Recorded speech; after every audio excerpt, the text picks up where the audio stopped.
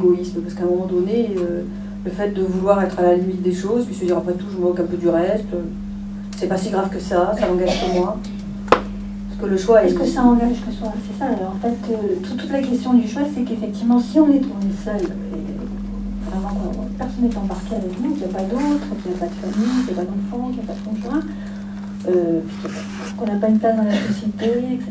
Oui, pourquoi pas, c'est le cas de l'ermite, il fait ce qu'il veut, il peut vivre... Et là, je peux avoir une place dans la société, ça concerne que moi. Ça concerne que moi, oui. En admettant, je sais pas, moi j'ai une idée délirante, je ne sais pas laquelle d'ailleurs là maintenant tout de suite, mais imaginons que voilà, j'aille dans la rue, je me déshabille, je me mette à chanter, nue, bon. Après tout d'un coup, je serai plus c'est un choix, on est bien d'accord. On pourra dire que quelque part, je vais faire un buzz sur Internet, peut-être, ou alors un bide sur Internet, ouais, peu importe. En attendant, on va dire quand même qu'il habitue, il est raisonnable, rationnel, philosophe, etc.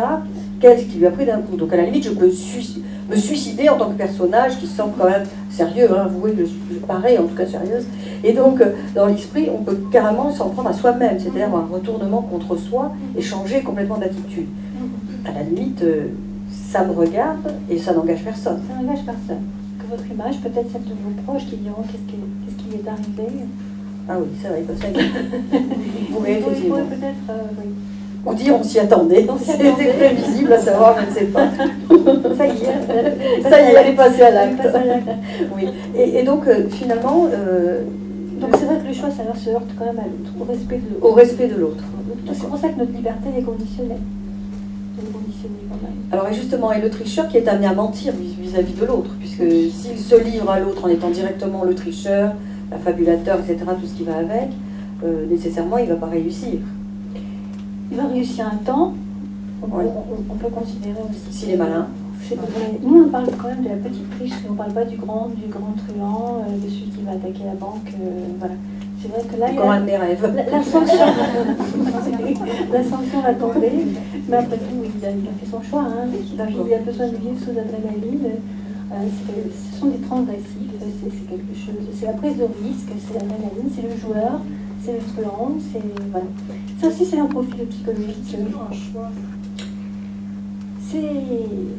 On ne naît pas comme ça, mais on le devient par... Nous, notre postulat, c'est qu'on le devient par choix quand même. Par choix. Et l'addiction, alors, vous la placez où par rapport au choix? Il change de choix, il change. Condition d'être arrivé à un certain seuil de souffrance ou de sanction. Voilà, c'est comme celui qui finit par se faire prendre. On parle dans le livre d'un jeune homme qui disait heureusement que la police m'a arrêté parce que je ne sais pas où j'en serais arrivé si j'avais continué comme ça. Donc inconsciemment, il s'était fait prendre. Donc on peut dire que le choix, à un moment donné, il est bien d'agir ainsi, mais à un moment donné, il peut y avoir un basculement quand le coût est trop élevé. C'est intéressant parce que ça rejoint justement en philosophie tout ce qui rejoint le pathos, c'est-à-dire la passion, la descente progressive vers la passivité, qui consiste à dire au final que comme on est pris dans les choses et que ce sont les choses qui nous font agir, on est agi par les choses. On parle à peu près du même de l'inconscient. Voilà. Ben oui, parce que alors oui, on a un souci nous les philosophes. Non, c'est pas un souci. Si, c'en est un. On a un souci, c'est qu'on veut bien intégrer la question de l'inconscient quand on dit que les choses n'ont pas encore atteint un certain seuil de perception pour nous. Si on intègre complètement l'inconscient, ça veut dire que ça pense à travers moi. Et en philosophie, c'est très compliqué ou complexe de dire ça pense à travers moi plutôt que de dire je pense. Descartes disait je pense donc je suis. Sartre disait quand un événement est trop puissant pour moi au point que je le redoute, je préfère m'évanouir, au moins je ne vois pas. Et puis une fois qu'on m'a redressé en disant je suis pas mort, le bus ne m'a pas écrasé, non, il t'a évité de justesse. Ouf, tant mieux. Demain on ne sait pas. Voilà, demain on ne sait pas. Mais ce qui fait que quand même il y a une conscience à l'œuvre dans sa pensée, dans la construction de ce qui lui arrive. C'est pour ça que tout ce qui relèverait presque de l'addiction ou de cette envie de prendre des risques, est lié au fait que progressivement on sombre dans une forme de passivité et qu'il y a quelque chose qui devient de l'ordre de l'hypertrophie. Le joueur dit demain je ne jouerai plus, mais en réalité il a la passion du jeu, donc il est déjà agi par le jeu. Souffrance. Voilà, passion, souffrance. Oui, nécessairement ça va avec.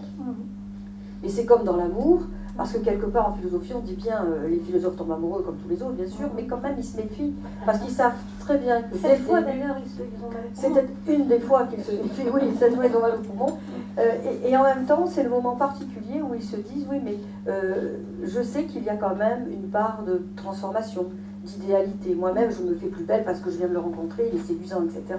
Et inversement, j'espère que lui, il en fait autant pour moi. Donc il y a une sorte d'idéalité qui se crée. On ne dit pas que l'amour rend aveugle mais presque. On est dans un rapport déjà qui nous métamorphose, qui nous fait être autre. Donc on déforme la réalité au profit de ce qu'on aimerait voir. Donc ça rejoint un peu ce pathos qui lui devient du pathologique d'une certaine façon, mais pas du pathologique en philosophie qu'on soigne, mais plutôt qu'on raisonne, c'est la pensée qui revient à l'action. Alors que vous seriez plutôt à dire qu'il faut peut-être une bonne psychothérapie. Et alors, combien de temps ça dure et qu'est-ce qui... Parce que quelqu'un qui justement... Oui, non, on sait que ça peut durer très longtemps, mais je veux dire... C'est-à-dire pour une addiction sexuelle, ça peut être très long, et puis en même temps, c'est une prise en charge très sérieuse. Je veux tout en parler. Ce dont on parlait tout à l'heure, oui, c'est ça. Donc, et ça rend malheureux. Et ça rend malheureux, ben oui, c'est sûr que c'est une prison. C'est une prison. Pour ceux qui sont vraiment dans ça, en témoignent.